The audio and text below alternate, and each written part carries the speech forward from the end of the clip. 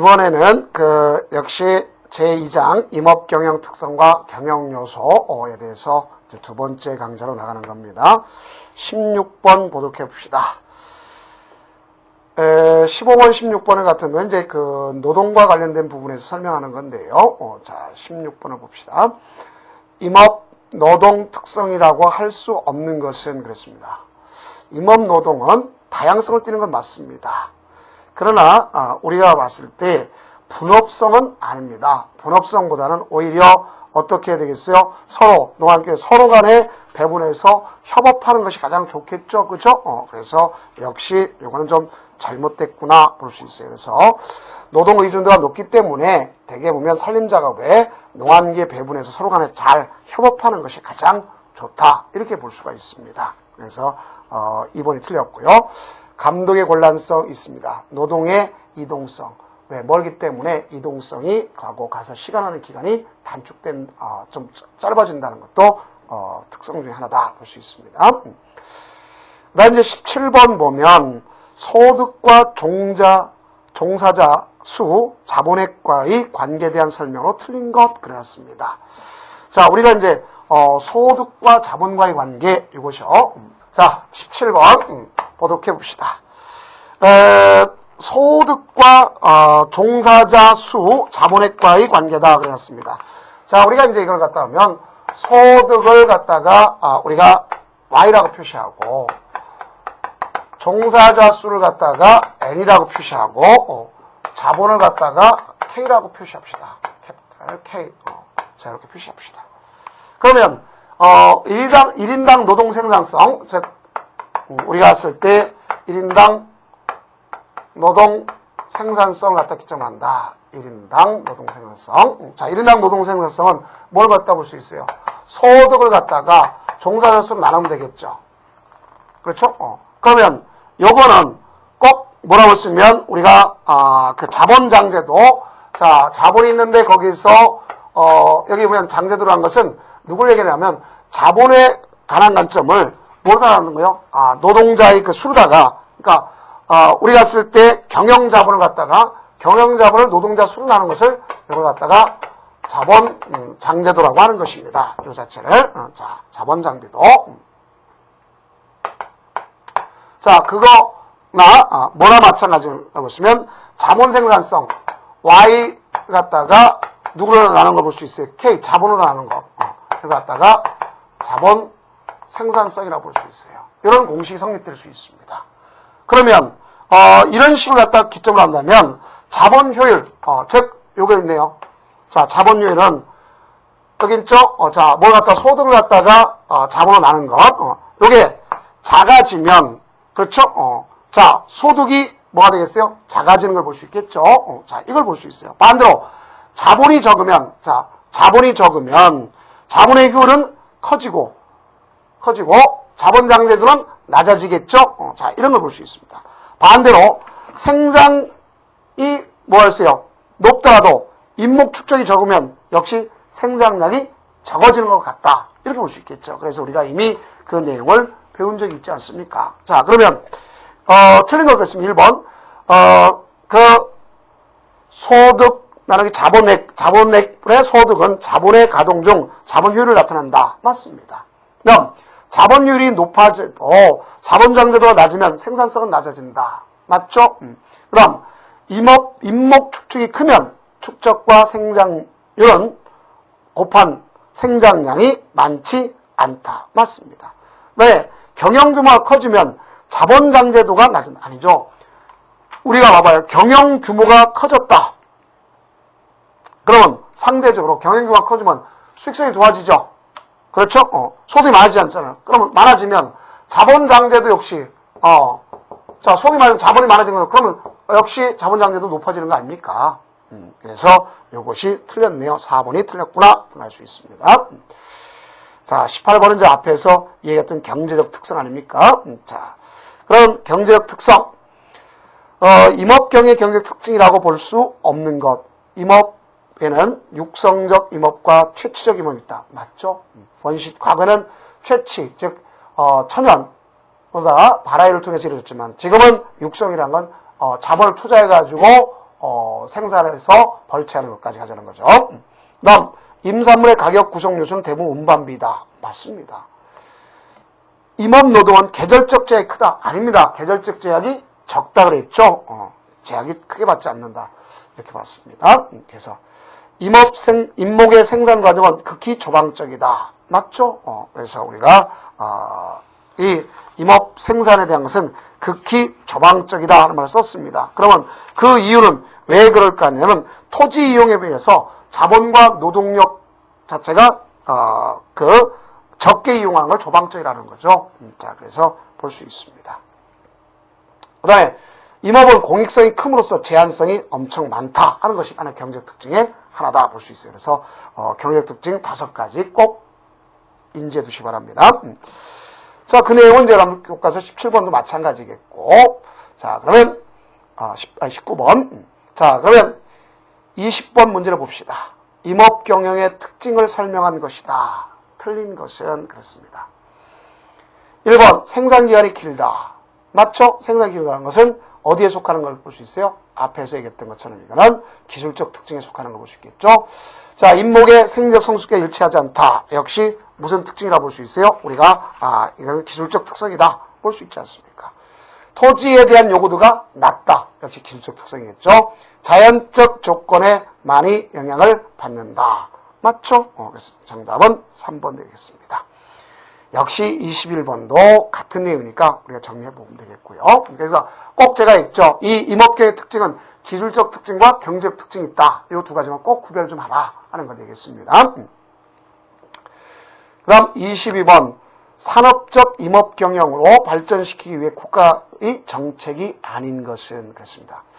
그럼 산업적으로 하려 한다. 그러면 되게 뭐가 있어요? 부업적 임업 경영. 즉 같은 주업과 같은 걸 투자할 수 있도록 이렇게 유도해야 되겠고, 임업 경영의 정보 전달을 잘 해줘야 되겠고, 강력한 지도 통제. 이건 안 되겠죠. 오히려 여러분들 강압적으로 하면 뭐가 될 수 있어요? 생산 떨어지죠. 그래서 이거는 행정 지도적 역할에서 권장하는 쪽으로 가져가야 되겠죠. 기술 지도 이게 가져야 되겠죠. 그래서 정답은 3번.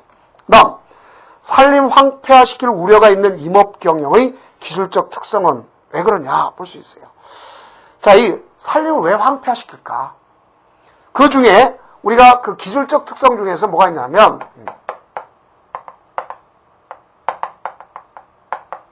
이 기술적 특성 중에서 자, 앞에 이야기했던 경제적 특성이 있겠고 또 기술적 특성이 있다 그랬지 않습니까? 그러면 이 기술적 특징에서 제일 먼저 주어지는 것은 뭐가 있습니까? 생산 기간 길다는 것. 길다. 이거는 뭐 예를 들어서 겸업 같은 걸 한다든가 이런 걸 하면 될 거 아니에요. 그런데 문제는 바로 뭐냐? 성숙기가 다릅니다. 그럼 성숙기가 다르니까 소위 어떤 형태가 될 수 있냐면 수확시가 다른 거 아닙니까? 그죠? 그러니까 다르니까 언제든지 어린 나무를 제외하고는 언제든지 어떻게 할 수 있는 나무를 벨 수가 있단 말이에요. 그러니까 어린 목을 제외하고 즉 우리가 나무 어린 나무 있잖아요. 그죠? 어린 나무를 제외하고는 언제든 벌채할 수 있잖아요. 그러다 보니까 벌채가 가능하기 때문에 바로 황폐화된다 이렇게 생각하시면 되겠습니다. 그래서 정답은 2번을 보시면 되겠네요. 그 다음 24번 임업경영의 특성 중 기술적 특성이 아닌 거. 생산기간이 길다 기술적이죠. 또 성숙기가 일치하지 않다 기술적이죠. 토지요구가 낮다 기술적이죠. 저방적이라는 것은 어디에 속한다고 했으면 경제적에 속하는 겁니다. 자, 그래서 그 대신 자연적 조건에 정영을 많이 받는다 그래줘야 되겠죠. 자, 그래서 그 저방적이라는 건 24, 25번 같은 의미의 정답이니까 잘 좀 알아두세요. 자, 다음은 26번. 임산물의 가격 구성 요소 중 가장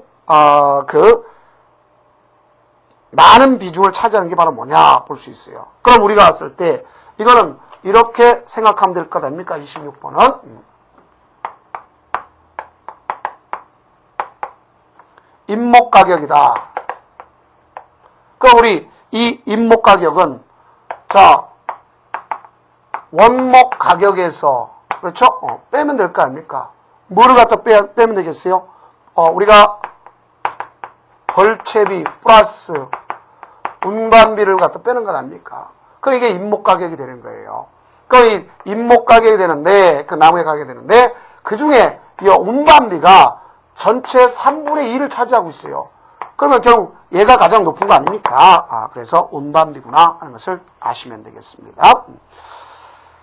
27번 임업생산 요소가 아닌 것. 자, 임업생산 요소는 대표적인 것이 생산 요소 있잖아요. 그죠?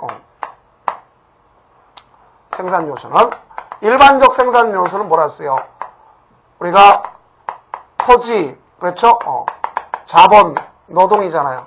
그럼 여기도 마찬가지 토지를 갖다가 뭐라고 하면 되겠어요?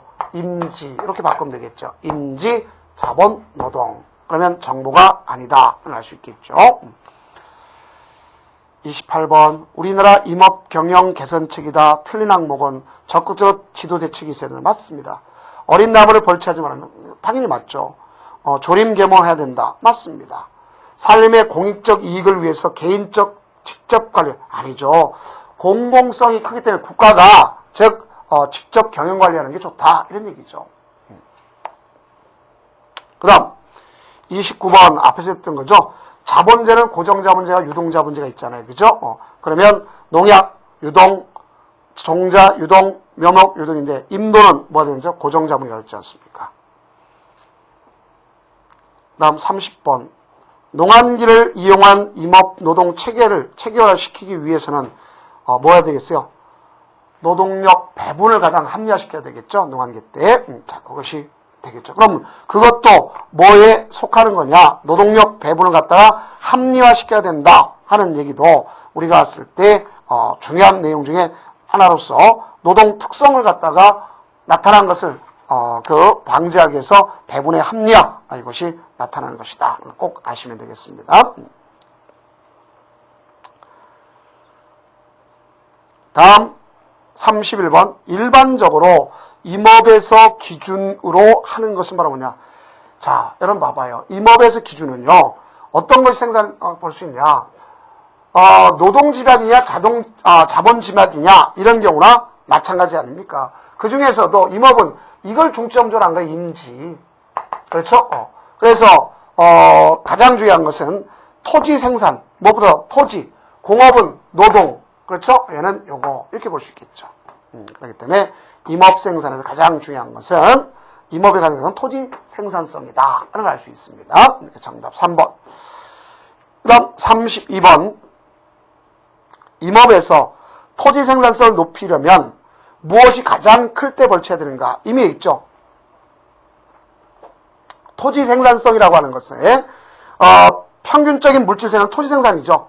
그럼 생산성을 높이려면 역시 제적의 총 평균 생산량 그렇죠? 우리가 뭘 갖다 볼 수 있어요? 총 평균 생산량이 같도록 하는 거다. 그러면 총 제적을 연형수로 나눈 것을 뭐라 했어요? 평균 생산량이라는 거 아닙니까? 그것이 같게 하도록 하는 거다. 그럼 정답은 4번.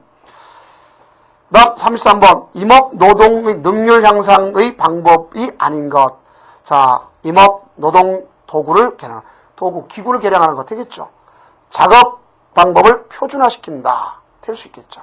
작업을 간략화시킨다. 되겠습니다. 작업을 개별화시키는 게 아니라 소위 우리가 했을 때 뭐라 했어요? 배분을 합리화시켜야 되겠죠. 그래서 공동화시키면서 합리화시켜야 되겠다 하는 걸 볼 수 있습니다. 공동화, 합리화 이렇게 보면 되겠습니다. 자,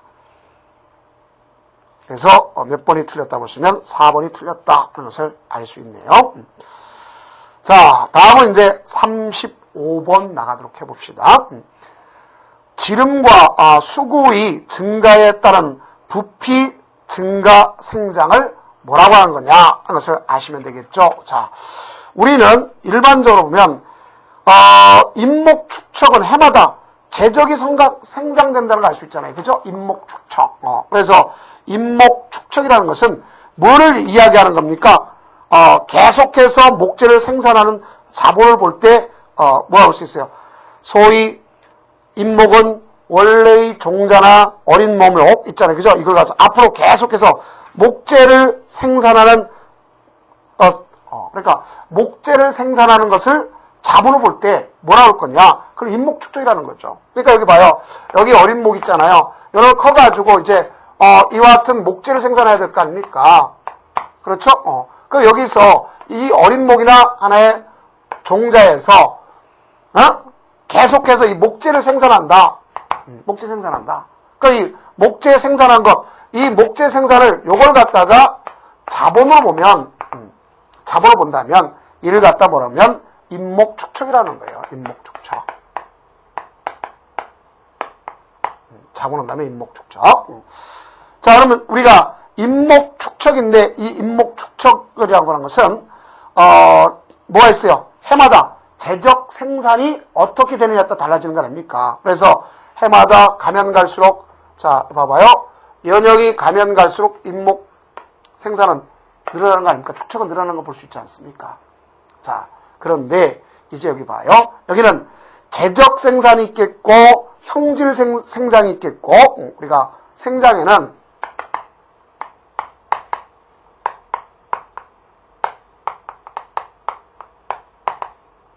등기 생장 있잖아요. 재적이라고 하는 것은 말 그대로 뭘 갖다 볼 수 있어요? 계속 연수가 지나가면 어린 목이 자꾸 나무가 크면 높이도 올라가고 이 수고도 올라가고 지름도 넓어지는 거 아닙니까? 그걸 재적이라고 하는 거고 형질은 나무가 이제 어린 목에서 올라갈수록 이제 나무로서의 그 상품성 소위 상품성 문이라든가 아니면 그 재질이라든가 이게 좋아지는 것을 형질이라고 그래요. 그럼 이제 등기라고 하는 것은 바로 뭐냐? 예를 들자면 나무는 변함이 없는데 인부를 개설했어. 그러면 어떻게 해요? 비용이 떨어져. 또 다른 게 상대로 물가가 올라갔어. 그럼 나무 가격은 떨어진 거랑 마찬가지죠. 그런 걸 등기 생장이라고 얘기하는 거예요. 아시겠죠? 자, 그러면 그걸 기점으로 하니까 이 문제를 풀 수 있겠네요. 지름과 수고의 증가다. 그럼 지름과 수고가 증가하는 것은 나무 지름과 수가 증가하는 재적 생산이라고 해야 되겠죠. 그렇죠? 그래서 정답은 몇 번을 갖다 볼 수 있으면 1번이구나 볼 수 있겠죠. 자, 그래서 임목에서 가장 중요한 자본재를 뭐라고 하느냐면 소위 임목축적이라고 하죠. 그래서 가장 대표는 임목축적이 무엇보다 가장 자본재다 볼 수 있습니다. 그 다음에 이제 37번 뭐 고정자본재냐 이런데 그건 뭐 할 거 없겠고 자, 가장 대표적인 고정자본재 하면 뭐가 있어요? 임목 같은 게 고정자본재고 그렇죠? 자, 비료 같은 거는 뭐가 있어요? 고정자본재를 할 수가 없죠. 묘목 같은 거라든가. 자, 그럼 39번 봅시다. 임지의 특징을 설명하는 것이다. 틀린 것. 임지에서는 집약적 작업을 할 수가 없다. 왜 이런 말이 나올 수 있을까요? 되게 한랭하죠. 위치가 엄청 오지죠. 그죠? 그러니까 다른 것에 비해서 엄청 부족하죠. 그럼 자본 회수가 어렵다. 그렇죠? 교통도 또 곤란하고 임지는 일반적으로 가격 상승을 한다. 맞습니다. 그런데 감가 상각이 있다. 자, 임지는 오히려 떨어지기보다는요. 앞으로 가격이 앙등할, 즉 상승할 것을 가져올 수 있어요. 그 모난 뭘 보고 있잖아요. 그러면 대개 보면 뭐가 훨씬 임지는 다른 거에 비해서 유지비가 엄청 적게 들어요. 그러니까 감가상각비라는 자체를 굳이 크게 고려할 필요가 없다는 건 아닙니까? 그래서 정답은 4번이다 볼 수 있어요. 그 다음에 이제 40번 가면 좀 잘 아세요. 자본재인데 고정자본재가 있고 유동자본재가 있는데 여러분들 임목을 조심해 주세요. 자, 임목은 서 있으면 고정자본재지만 이 벌채를 했다 그러면 뭐가 되겠어요? 그때는 유동자본재로 보는 거다 볼 수 있어요. 그래서 벌채된 임목 하면 유동자본재구나 하면서 아시면 되겠죠. 그럼 결국 임업이란 것은 자 봐봐요. 임업은 뭐가 있어요? 토지, 자본, 노동이 있는데 그 중에서도 어떤 걸 갖다 기점을 할 거냐? 앞서 얘기했죠. 여기는 토지 생산성을 중요하지만 그 중에서도 우리가 생산을 갖다 가져갔을 때는 노동 집약적이구나 하는 것을 알 수 있겠죠. 그렇죠? 근데 나중에 보면 노동 집약적이면 사실상 모난 모를 때는 이것도 뭐가 돼서 자본이 되겠죠. 그렇기 때문에 수령 증가한다, 임목이 축적이 늘고 자본가액이 점점 늘어나는 거 아닙니까? 그렇기 때문에 이제 뭐를 볼 때는 축척을 볼 때는 자본집약적 산업이다 이렇게 볼 수 있어요. 축척으로 볼 때는. 그러니까 우리가 경영 자체로 본다면 노동이겠지만 알겠죠? 이것도 뭐로 볼 수 있어요? 아까 이 임목 어림목에서의 생산을 축척 이 생산을 갖다가 자본으로 본다면 임목 축적으로 본다면 역시 자본집약적이구나 하는 것을 알 수가 있습니다. 자, 그다음 42번 임목 축척의 특징이 아닌 것 임지를 양호하게 한다. 자, 맞습니다. 정년기가 지나면 가치가 떨어진다. 자, 이거는 막 문제를 볼 수 있어요. 우리가 봐봐요. 특히 임목은 이제 뭐에서 고정자본지 아닙니까? 뭐 벌채한 거 빼놓고 나서는 그러면 이제 작년기가 지났다. 작년기가 지난다. 그러면 가치는 당연히 떨어지지만 가치는 떨어져요. 그러나 임목 축적의 가치는 일정 기간 동안 지속되는 거예요. 왜? 이것이 자본재에서 즉 우리가 쓸 때 여기 생산을 갖다 기점하면 거기서 여러 가지 생산할 수 있지 않습니까? 예를 들어서 유실수 생산한다고 이런 거 생산할 수 있잖아요. 그러면 생산하다 본다면 반드시 떨어진다고 볼 수는 없지 않습니까? 그래서 2번 다른 임목의 형질을 증식시킨다. 맞습니다. 자본집약적 산업이다. 맞습니다. 그래서 임목 축적으로 보면 자본집약적 산업이라는 소리입니다. 그걸 잘 아셔야 돼요. 41번과 42번.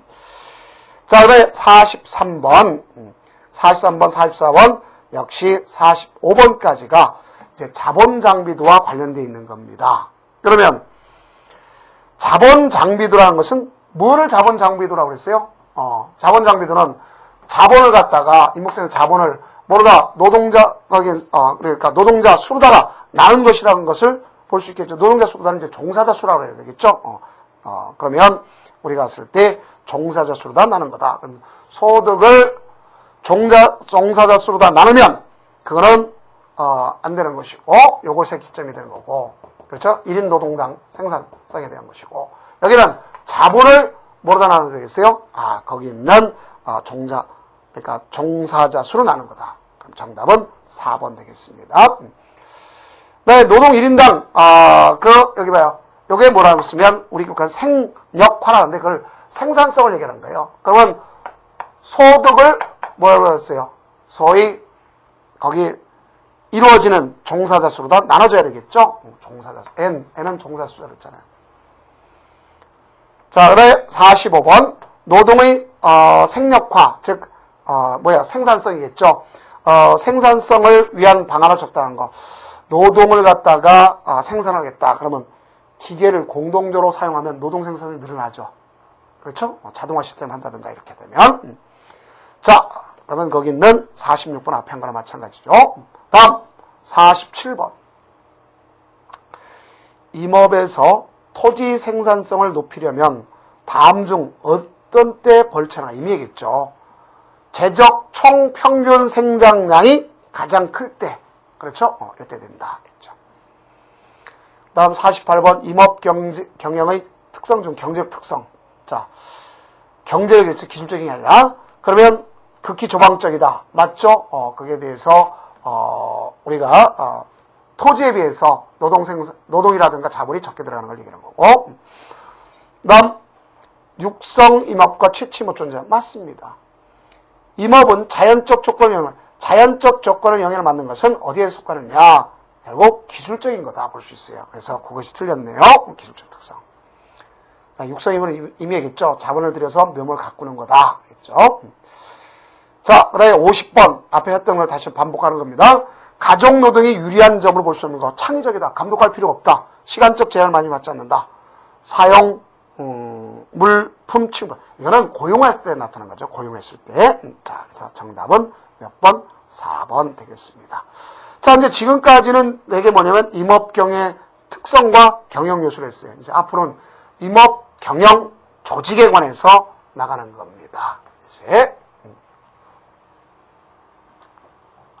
제3장으로서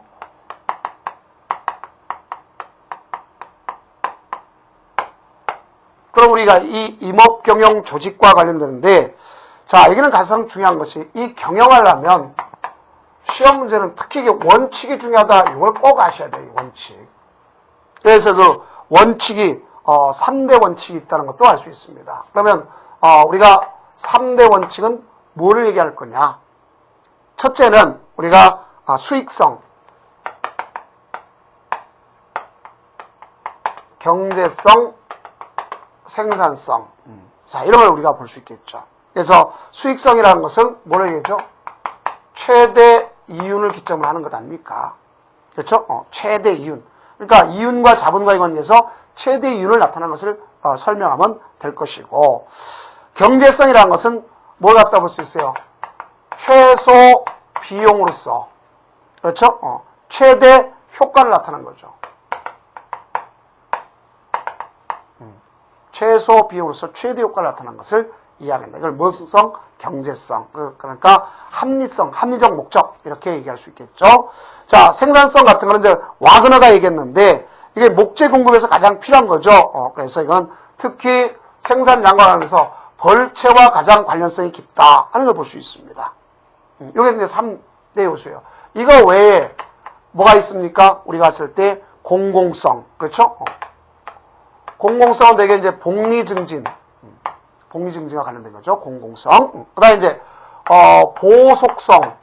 이거는, 지속적인, 뭐가 될 수 있어요? 아니, 영속, 지속적인, 것을 볼 수 있겠죠. 그래서, 되게 목재를 갖다가 공급을 계속해야 되겠다. 볼 수 있겠죠. 그래서, 목재 생산 공급이 지속성을 떼야 된다 하는 보속성의 입장이다. 볼 수 있겠죠. 이렇게 되면 가장 중요한 것이 이제 지력을 유지해야 되는 것이 문제가 되죠. 그렇죠? 그 다음에 합자연성. 그럼 합자연성은 모든 것의 가장 기초가 되는, 기본이 되는, 기초적 지도 원리다. 왜? 자연법칙입니다. 이건 자연법칙. 자연법칙. 자, 그 다음에 환경보전.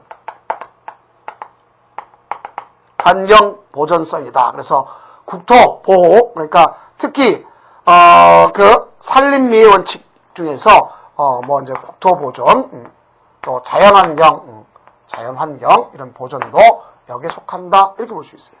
이게 이제 여러분들한테 가장 기본적이 되는 겁니다. 그래서 이제 이 중에서 조직할 때 이제 어떤 작업을 할 거냐 하는 입장에서 이제 가장 중요한 이제 법정림이라는 것이 여기서 중요한 역할을 한다 하는 것도 여러분들 알 수 있겠죠. 그래서 그거와 더불어서 이제 어떻게 하면 그 경영을 갖다 할 수 있냐. 그래서 경영 생산 과정 이 내용을 지금부터 공부해서 나가는 것이다. 이렇게 볼 수 있습니다. 그래서 일반적 형태만 먼저 설명하고 그 뒤에 이어서 또 다시 이름과 더불어서 설명하도록 하겠습니다. 자, 그러면 그와 관련된 문제를 본다면요. 자, 여러분들 그 3장에 있는 임업경영조직의 1번 문제를 봅시다. 자, 이 정리 중에서 우리가 이제 보는 것 중에서 뭐가 있냐면 이 보속 작업이 있습니다. 보속 작업. 이 보속 작업을 갖다가 필요성을 본다면요. 특히 보속 작업의 필요성은 두 가지로 나눌 수 있어요. 하나는 공공경제 입장에서, 경제 입장에서, 하나는 우리가 봤을 때 사경제 입장에서. 그러니까 사경제 입장에서 본다면, 내가 뭐라고 할 수 있어요? 매년, 형평성을 좋아질 수 있는, 그렇죠? 이런 것이고, 이쪽의 입장에서 보면, 동일한 노동을 공급해 줄 수 있겠구나 하는 것을, 즉, 우리가 이제 뭐를 볼 수 있어요? 노동계를 부여한다 하는 입장에서 또 설명할 수도 있겠죠. 그러면, 한번 그와 관련된 문제를 봅시다. 간단 작업의 반대가 보속 작업이죠. 보속 작업이란 건 해마다 거의 비슷한 양의 목재를 계속 생산한 걸 보속 작업이라고 그러지 않습니까? 그럼 그 외에 공공경제 입장에서 보면 1번 인간 생활의 필수품인 목재를 안정적으로 공급한다. 맞습니다. 당연히 되겠죠. 2번 지역 주민에게 노동 기회를 부여할 기회를 줘서 생활 안정을 도모한다. 맞습니다. 다음 세 번째는 목재 관련 산업의 안정된 발전을 이바지한다. 맞습니다. 다음 매년 일정한 작업이 계속되므로 숙련된 노동력을 싸게 이용할 수 있다. 자, 싸게 이용하는 입장에서는 사경제 입장에서 볼 수가 있는 겁니다. 그렇죠? 사경제 입장에서 볼 수가 있어요. 그러니까 소위 우리가 쓸 때 사적 경제, 사경제 입장에서 보속작의 필요성이 바로 거기에 있는. 그럼 정답은 4번이 되겠네요. 자, 그다음 그럼 이제 보속작은 해마다 적은 면적의 산림을 벌채하니까 국토를 보존할 수 있다 하는 것이 더 특이한 특징 중에 하나로 볼 수 있습니다.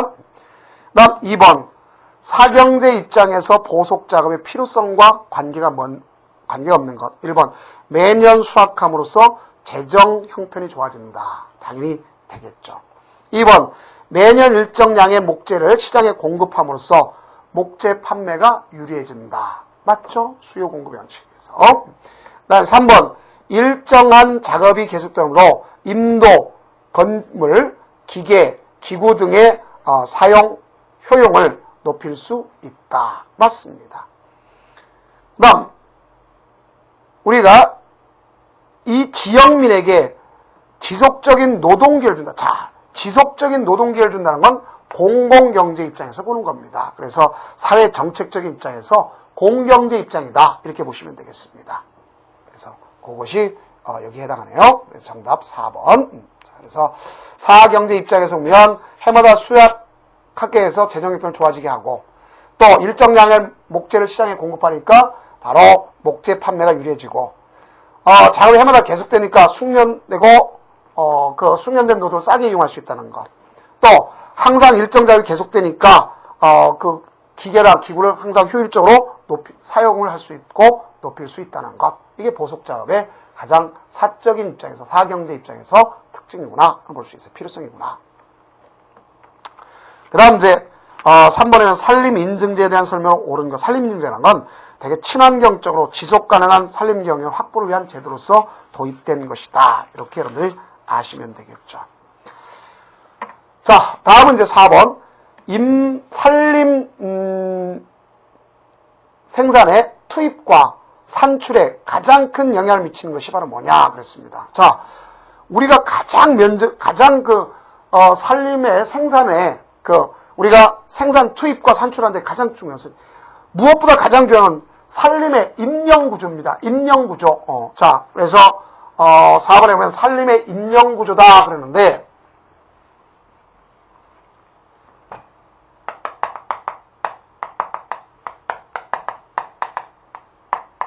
이게 중요해요. 산림에 보면 바로 유령님이 있다든가 알겠죠? 또 장령님이 있다든가 성숙님이 있다든가 이것이 가장 중요한 겁니다. 그래서 여기에 따라서 벌채라든가 이런 형태가 이루어지는 거 아닙니까? 그래서 우리는 가장 중요한 것이 이것이 고르게 분포되어야 가장 좋은 겁니다. 그래서 가장 큰 영향을 미친 건 임령구조다를 알 수 있어요. 두 번째 이제 산림의 면적, 운송수단, 또 노동사정, 또 그 시장 사정이 있겠죠. 그 다음에 누가 있어요? 경영주의 가치관도 문제될 수 있지 않습니까? 그 사람의 경제적 사정. 5번 다음 중 공기업이 아닌 것 그랬습니다. 자, 우리가 이제 산림도 경영할 때 기업을 보면은 경영 주체에 따라서 공기업, 사기업, 공사, 협동기업 이렇게 있습니다. 그러면 우리는 공기업은요, 수행정기업이 있겠고, 알겠죠?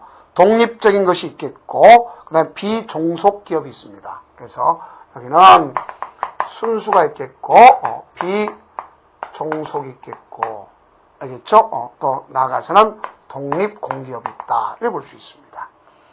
그럼 아닌 것 하면 1번이 아니네요. 1번은 둘과 합친 거 아닙니까?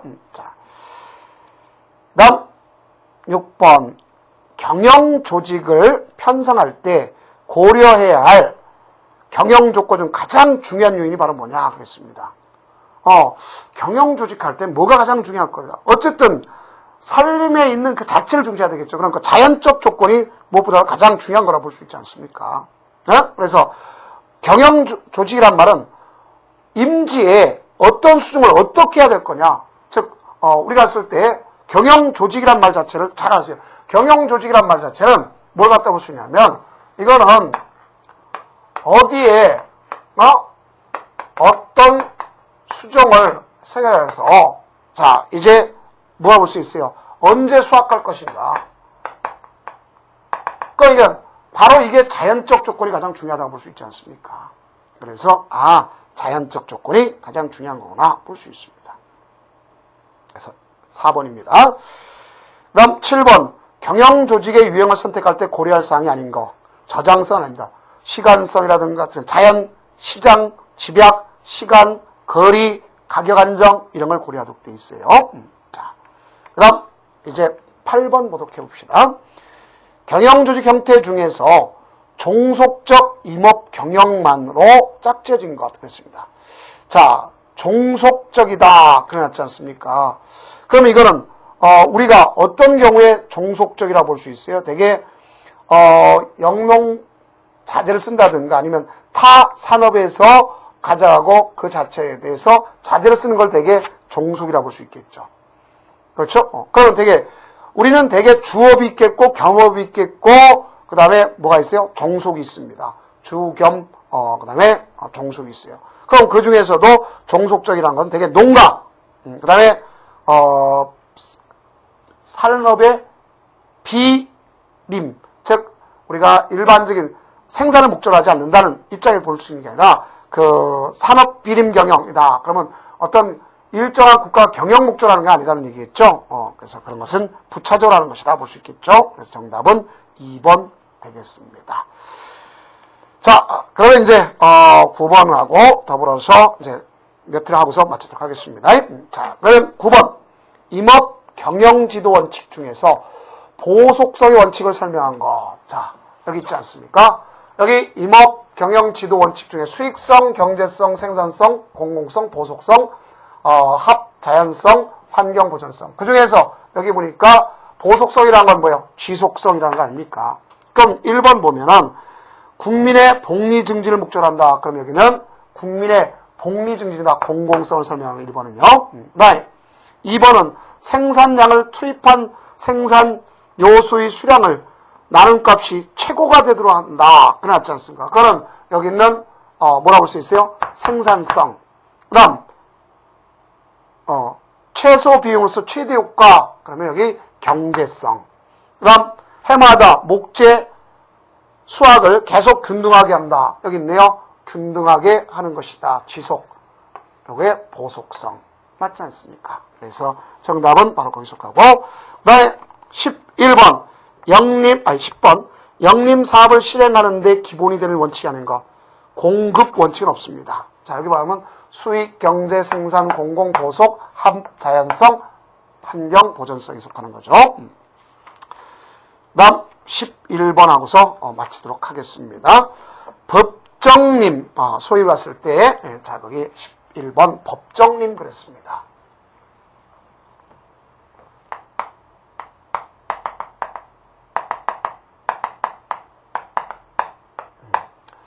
자, 이 현실님과 구별할 건데, 법정님이란 말은, 되게 이제, 연형 구조가, 즉, 고르게 분포되어 있어야 되겠죠. 법정님이 되려면 조건은, 연형 구조의 분포가, 고르게 되어 있어야 돼. 고르게 되어 있어요. 첫째. 자, 두 번째는 그러면서, 점유 면적이 비슷해야 돼.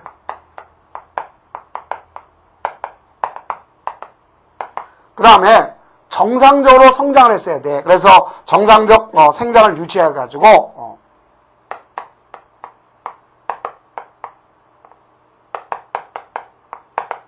정상적 성장을 유지하면서 나가서 적정한 인목 축적을 유지해야 되는 거예요.